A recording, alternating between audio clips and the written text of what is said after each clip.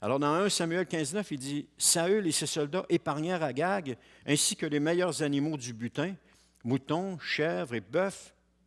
Ils l'épargnèrent.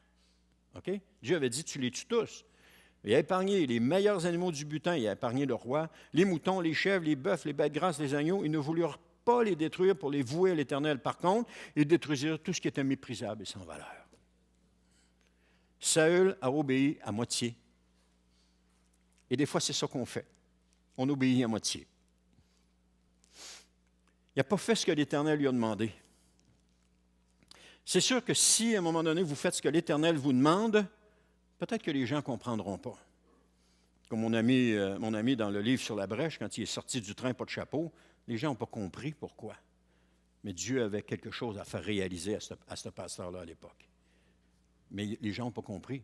Pourquoi lui se promène pas de chapeau? C'est pas normal. Plusieurs chrétiens font la même chose. Ils ne font pas ce que Dieu leur demande.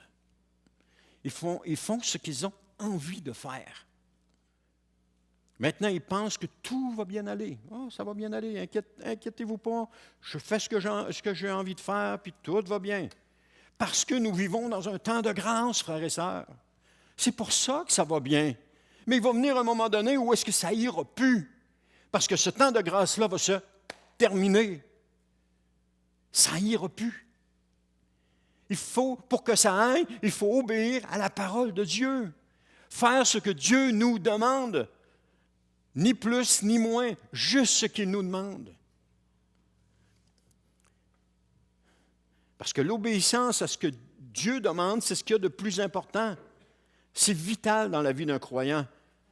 Et l'obéissance sera récompensée par la vie, tandis que la désobéissance entraînera la mort. C'est aujourd'hui que ça se décide.